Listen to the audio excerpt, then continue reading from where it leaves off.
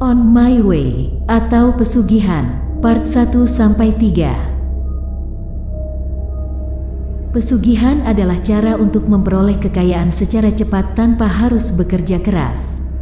Pesugihan itu adalah kerjasama dan perjanjian antara manusia dengan makhluk gaib atau jin. Sebenarnya pesugihan ini tidak gratis, perlu tumbal untuk pihak makhluk gaib sebagai pengganti kekayaan. Korban tumbal pesugihan berdasarkan permintaan makhluk gaib, contohnya kawin dengan makhluk gaib itu. Biasanya pelaku pesugihan adalah orang yang putus asa dalam kehidupannya untuk mencari uang secara halal dan sudah tertutup hatinya sehingga tega mengorbankan orang lain untuk dijadikan korban tumbal pesugihannya. Tapi, tidak semua orang yang melakukan pesugihan itu orang yang susah atau miskin. Banyak juga yang sudah kaya tapi masih melakukan pesugihan. Tujuannya bisa saja untuk kesaktian, kedudukan atau kekuasaan. Gua selalu bahagia saat mengetahui masih ada orang yang berkata bahwa mereka tidak pernah melihat hantu, karena sesungguhnya gua juga mau kaya mereka. Saat orang-orang berkata bahwa mereka tidak percaya akan adanya hantu, dalam hati gua berkata, harusnya gua seperti mereka, tidak percaya hantu dan meyakini bahwa hantu itu tidak ada. Terkadang gua cemburu sama orang yang tidak pernah melihat hantu. Gua cemburu sama orang-orang yang meyakini bahwa hantu itu tidak ada dan gua selalu berharap kalau gua bisa menertawakan orang yang mengaku pernah melihat hantu seperti mereka. Kenyataannya, gua bisa dan sering melihat makhluk menyeramkan itu.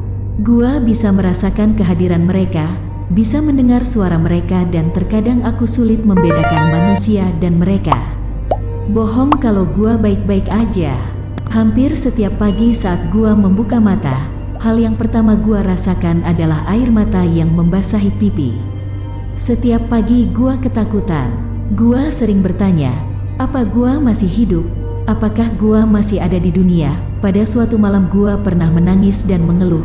Kenapa mata gua gak bisa melihat dengan jelas wajah manusia, sedangkan mata gua sering diperlihatkan dengan jelas wujud yang tidak enak dipandang? Gua pernah marah kepada para leluhur.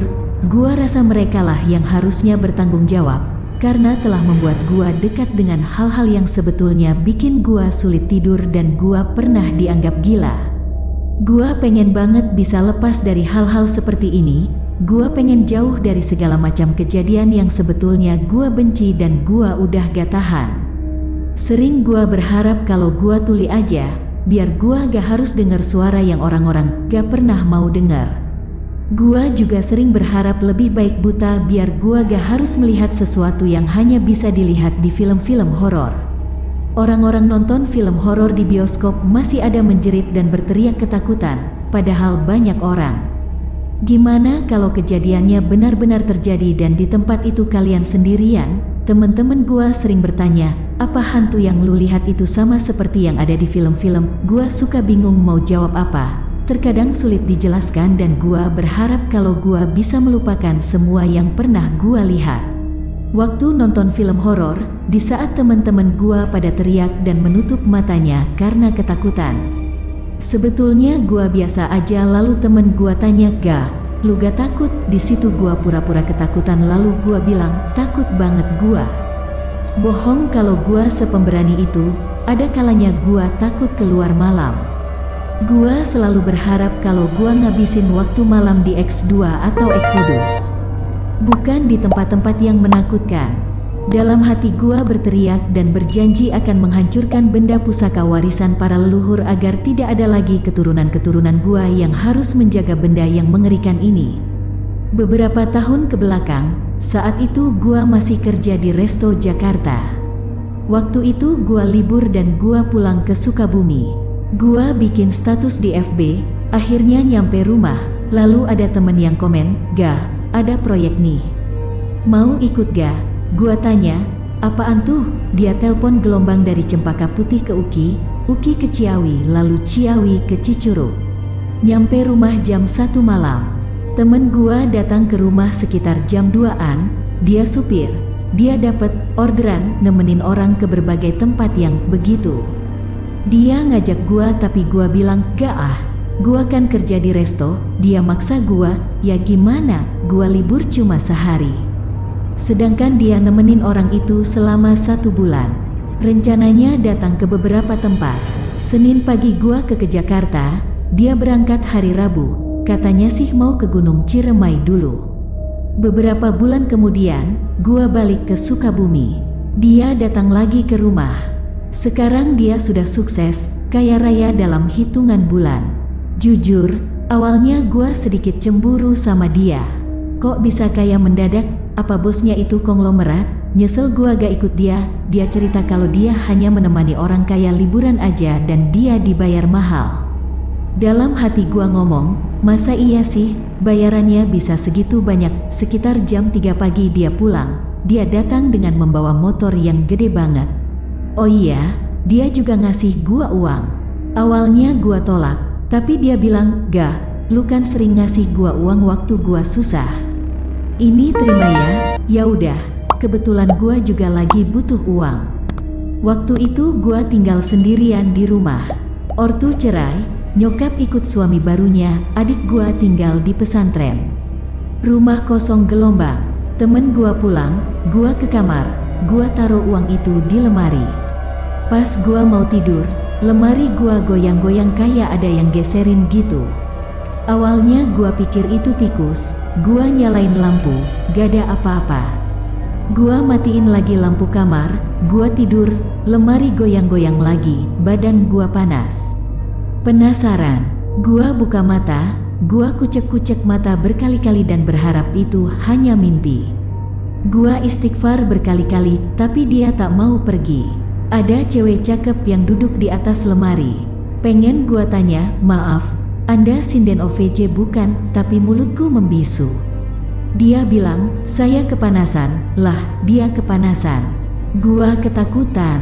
Dia bilang, "Tolong bakar." Gua gak ngerti. Gua tanya, "Bakar apaan?" "Rumah." Lalu amplop yang dari teman gua itu terbang ke arah gua. Gak lama cewek itu hilang. Lah, gimana ini? Apa bener harus dibakar? Sayang, duitnya. Ah, bodoh amat. Gua rapihin lagi uangnya. Gua simpan di bawah tumpukan baju. Gua tidur. Pas gua tidur, gua mimpi. Gua didatangi sama Nyai. Nyai bilang, "Yang tadi itu Nyai Puspa Cempaka dari Rembang." Buset, Rembang, Sukabumi. Mau ngapain datang ke rumah gua? Nyai bilang kalau Nyai Puspa Cempaka datang karena dia gak mau uang itu ada di tangan gua. Nyai nyuruh gua ngebakar uang itu. Nyai bilang, "Kamu bisa dapat dari saya, bukan uang." Tapi emas, gua gak tahan, gua bangun. Di situ gua nyium ada sesuatu yang terbakar. Ada api deket kamar. Pas gua lihat, buset, amplop yang isinya uang itu terbakar. Siapa yang ngebakar sih? Kan sayang. Lalu saat itu ada yang mengetuk pintu, ada yang ngucap salam. Gua pikir itu adik gua, karena setiap gua pulang ke rumah, dia nginep di rumah saudara lalu ke rumah menjelang subuh. Pas gua buka pintu, gua kaget. Gua bilang, "Bangun-bangun makan nasi ama garam." Gua gak kuat lihatnya, itu bukan adik gua. Gua tutup pintu lalu lari ke kamar. Gak lama azan subuh berkumandang. Aman. Setelah subuh, gua tidur. Lalu gua mimpiin temen gua. Gua bangun, lalu tidur lagi, mimpiin temen gua lagi. Gua bangun lagi, tidur lagi, mimpiin dia lagi. Pusing gua telepon aja temen gua. Gak dijawab. Gua kirim pesan, "Nanti kita ketemu ya."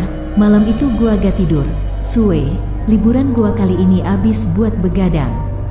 Gua baru bisa tidur sekitar jam 8 pagi, gua bangun karena temen gua telpon. Dia bilang kalau nanti malam dia mau datang ke rumah. Jam 9 malam dia datang, gua tanya, "Maaf nih, lu mau bikin gua celaka bukan?" Dia bingung, dia tanya, "Maksud lu apa gak?" Gua bilang, "Semalam ada cewek datang, seseorang ngasih tahu ke gua kalau itu cewek namanya Nyai Puspa Cempaka." "Bohong kalau lu gak tahu apa-apa." Awalnya dia bilang, gak tahu gata, kesininya dia ngaku kalau dia ikut pesugihan. Buset, pantes kaya raya dalam hitungan bulan. Dia buka baju, idih ngeri. Badannya merah-merah gitu kayak abis disiksa. Dia bilang, "Ini gara-gara cewek itu." Gua tanya, Maksudnya apa? Dia cerita kalau selama ini dia ada perjanjian sama Nyai Puspa. Perjanjiannya, dia gak boleh nikah sama cewek lain. Harus sama Nyai Puspa saja. Temen gua nyesel, dia bilang, "Gak, lu tahu kan gua pengen banyak uang biar gua bisa nikah. Sekarang gua punya banyak uang, tapi gua gak bisa nikah.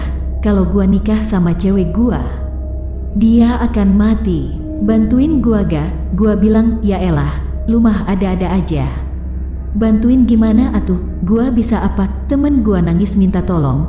Gua bilang, "Tunggu sebentar." Gua ke kamar. Gua melakukan sesuatu. Gua minta dipertemukan dengan Nyai Puspa. Gak lama Nyai Puspa datang. Dia bilang, "Semalam saya datang karena saya gak suka kamu. Jangan ikut campur deh. Hantu aja gak suka sama gua." Gua bilang, "Teman saya mau lepas dari Nyai. Tolong Nyai pergi dari teman saya." Nyai Puspa bilang, "Temanmu yang datang sendiri ke saya. Saya kabulkan semua yang dia minta. Sekarang dia kaya dan mau pergi dari saya. Dasar laki-laki hidung panjang. Hah? Pinocchio dong." Gua bilang, "Nyaiku sayang, jangan marah-marah ke saya dong. Saya kan cuma menyampaikan pesan teman saya doang." Nyai Puspa bilang, sayang, semua lelaki sama saja." Gua bilang, "Betul Nyai, semua lelaki itu buaya. Saya doang megalodon." Intinya, Nyai Puspa Cempaka mau meninggalkan temen gua, tapi dia bilang semua kekayaan yang dimiliki oleh temen gua akan kembali kepadanya. Artinya, perpisahan di antara mereka, temen gua gak dapat harta gono gini dari Nyai. Temen gua akan kembali miskin seperti gua. Yes, your eyes. Nyai Puspa juga meminta agar temen gua mau mengantarkan Nyai Puspa ke rumah orang tuanya. Maksudnya diantar ke tempat asalnya, yaitu di Rembang. Setelah itu, gua kembali ke temen gua. Gua bilang semuanya. Apa temen gua nurut? Kagak. Sia-sia gua.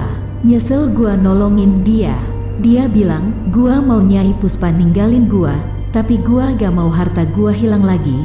Itu udah jadi milik gua." Lu teman macam apa? Mending gua minta bantuan orang lain. Dia pergi. Ya udah, itu kan kembali ke dianya lagi. Gua udah nyari tahu jalan keluarnya. Gugur kewajiban. Itu terakhir kalinya gua ketemu sama temen gua. Gua balik ke resto. Kerja lagi. Sebelum puasa mungkin, gua lihat temen gua yang lain foto sama pengantin. Pas gua lihat, pengantin prianya itu temen gua yang itu, dia gak ngundang gua. Gak apa-apa, gua kerja, dia sudah bebas mungkin. Gua pulang ke Sukabumi. Di perjalanan pulang, gua dapat kabar kalau istrinya temen gua meninggal. Innalillahi. Pernikahan mereka hanya 2 minggu lebih, kabarnya sakit. Sampai di rumah sekitar jam 1, gua tidur. Pas gua tidur, gua dengar ada yang nangis. Waktu gua pulang, adik gua itu udah ada di rumah. Gua pikir yang nangis itu adik gua. Nangisnya sedih banget. Mungkin dia nangis karena sebentar lagi puasa tapi gak bisa puasa bareng lagi sama ortu. Gua keluar kamar, dia nangis di pojokan. Bukan, itu bukan adik gua. Gua berdiri tegak kayak patung pancoran, badan gua gemeteran. Cewek itu istrinya temen gua. Gua bingung, kenapa dia ada di sini? Dia bilang, "Tolong saya, tolong sadarkan suami saya." "Kamu temannya? Tolong dia." Gua lari ke kamar, tapi suara tangisan itu masih saja terdengar. Gua pasang headset, gua dengerin lagu Ikke Nurjanah dan alhamdulillah gua bisa tidur dengan cepat. Tapi, di mimpi gua dipertemukan lagi dengan istrinya itu. Istrinya nangis, dia gak mau lihat temen gua hidup di jalan yang salah. Dia juga gak mau ada cewek lain yang mati sama kayak dia. Gua bilang, saya udah coba bantuin dia, tapi dianya gak mau dan itu bukan urusan saya. Lalu istrinya temen gua itu menyebutkan nama seorang wanita yang pernah gua cinta. Gua tanya, maksudnya? Dia bilang, suami saya mau nikah dengan dia. Hah, nikah lagi? Sama si itu? Waduh. Gua pernah suka sama cewek yang mau dinikahin sama temen gua itu. Sebetulnya sih denger mereka nikah itu biasa aja. Tapi masalahnya, temen gua itu punya perjanjian sama Nyai Puspa. Kalau mereka nikah, cewek yang dulu gua suka itu pasti mati seperti istrinya yang pertama. Gua agak rela. Gua bangun dari tidur gua minta bantuan Nyai agar bisa dipertemukan dengan Nyai Puspa. Nyai tanya, ada keperluan apa? Mau harta? Kenapa tidak minta ke saya? Gua jawab, ampun Nyai. Bukan harta, ini soal nyawa seseorang. Mohon saya dipertemukan dengan Nyai Puspa. Tak lama Nyai pun mempertemukan gua dengan Nyai Puspa. Gua tanya, ampun Nyai Puspa, mohon lepaskan teman saya biar tidak ada lagi istrinya yang meninggal. Nyai Puspa tanya, temanmu yang mana? Di situ gua sebut nama temen gua. Nyai Puspa bilang, dia orang tak tahu diri. Gua bingung kan ya. Lalu Nyai Puspa bilang, setelah mendapatkan kekayaan, orang itu mengusir saya. Temanmu itu orang licik. Lalu Nyai Puspa pergi. Nyai menertawakan gua. Gua tanya, kenapa Nyai tertawa? Nyai jawab, temanmu itu pintar. Dia punya banyak akal. Hebat, gua bilang, Nyai, saya mau bantu teman saya soalnya. Belum juga gua selesai ngomong, Nyai bilang, harusnya kamu tanya ke saya saja. Temanmu sudah tidak ada urusan dengan Nyai Puspa. Temanmu punya yang lebih hebat dari Nyai Puspa. Temanmu pintar. Kamu mau seperti dia tidak? Hari ini, tahu gak temen gua punya rumah berapa? Yang gua tahu aja jumlahnya ada 13. Itu yang gua tahu dari teman-teman lainnya.